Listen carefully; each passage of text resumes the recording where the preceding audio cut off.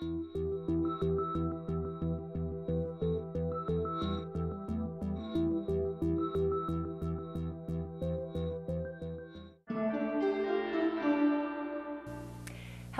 and welcome to Greater Montclair, the show where we shine a light on the individuals and organizations in our community that make a difference for our neighbors in need. I'd like to thank those who are joining us today and welcome you all to this first edition of Greater Montclair.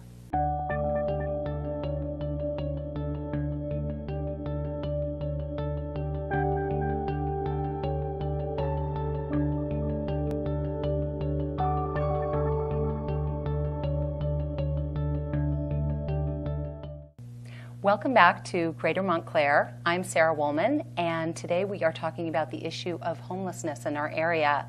And many of you watching might be surprised to learn that homelessness is a problem right here in Montclair, and that many of our neighbors in need are struggling with this issue. And today I'm very happy to welcome my guest, Renee Riso. Renee is a member of the board of directors at MESH, which is the Montclair Emergency Services for the Homeless, and she's here to shed a little bit of light on how this issue plays out right here in our community. Welcome, Renee. Thank you so much. Thanks so much for being here. I wonder if you could just start off by helping us understand how Montclair really experiences homelessness. Are there really people in our area who are experiencing this? Well, I think for a lot of us, we think of a homeless person as a hunched over old person with baggy clothes, with a lot of bags and a grocery cart, and so we don't have our eyes open to the people who are around us in need. And Montclair and the surrounding communities do have a homeless population, and they view Montclair and the surrounding towns as their home.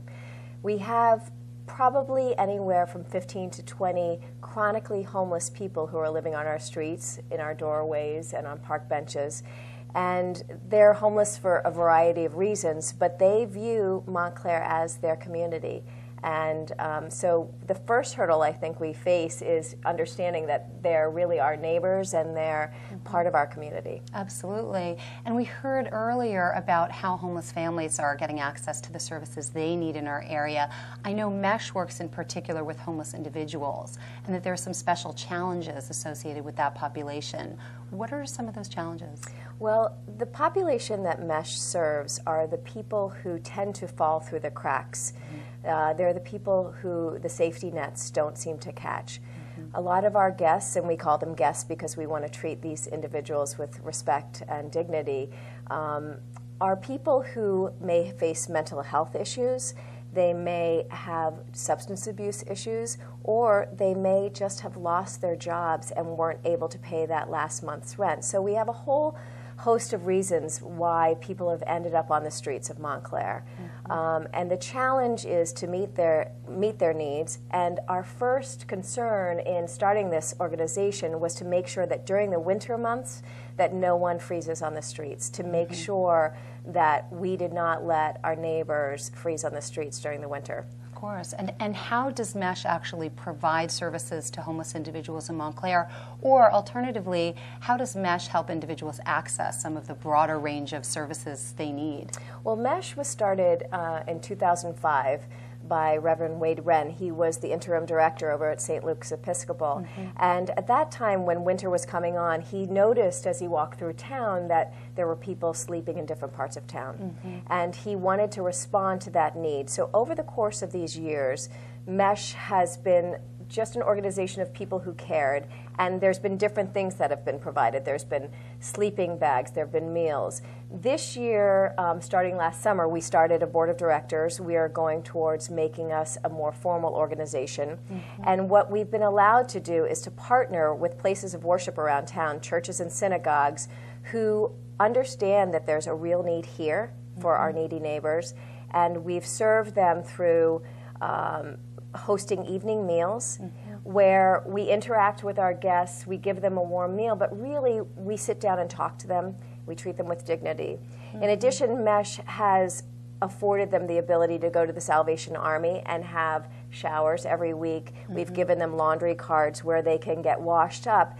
As one gentleman said, you know, I'm newly homeless, and how can I show up for a job interview if I have dirty and smelly clothes? So we don't think of all of those things. Right, and there's so many needs that individuals have when they don't have permanent housing. That's right. What are some of those other needs? You talked about, you know, finding a place to shower. You talked about a place for a hot meal, even just some hospitality and human companionship. What are some of the other needs that individuals face?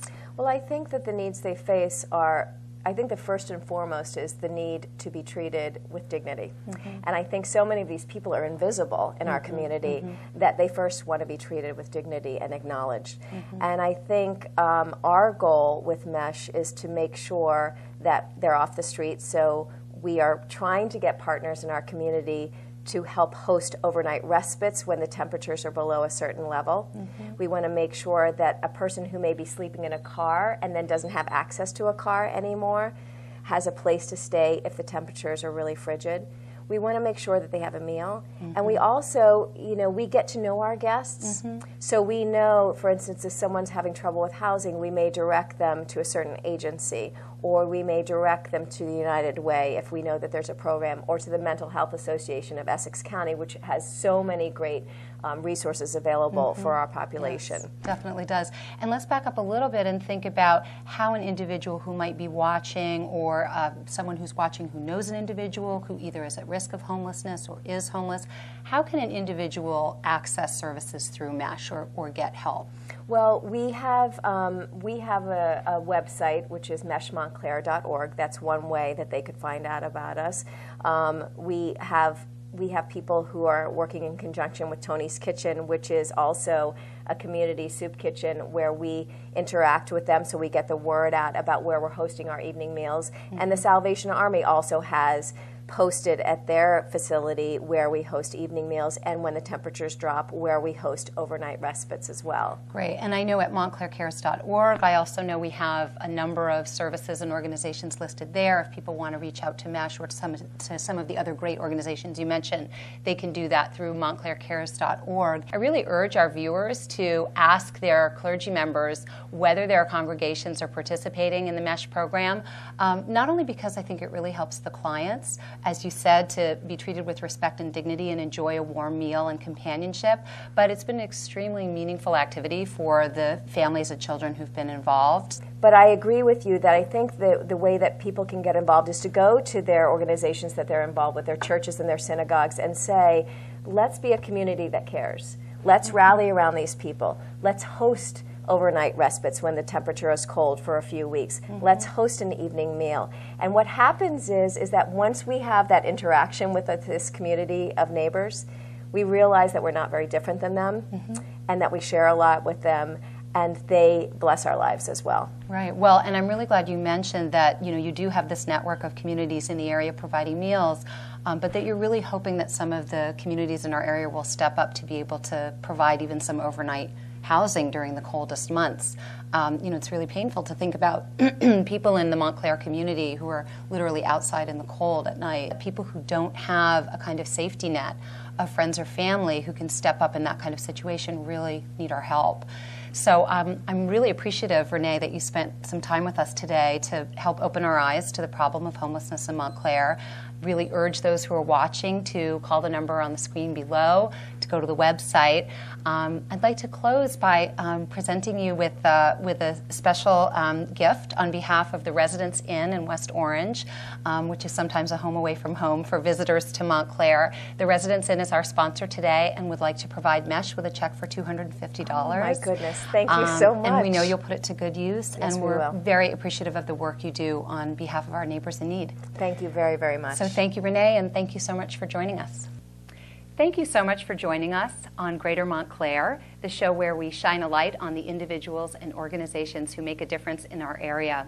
I want to give a very special thanks to our guests here today, and I want to give you an opportunity at home to find ways that you can step up and volunteer to make a difference in the face of homelessness in our area.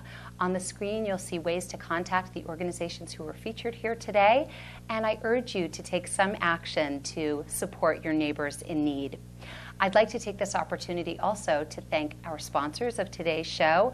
We are thrilled to have the support of the Residence Inn in West Orange. Residence Inn donated $250 to the Montclair Emergency Services for the Homeless organization, and also a weekend stay for a special volunteer to the Interfaith Hospitality Network. I'd like to thank Nonas Bella Casa for their generous donation to that volunteer as well, and Aesthetica, who donated the hair and makeup for today's show. So thank you again so much for joining us. I hope you'll take an opportunity to help us all make Montclair greater.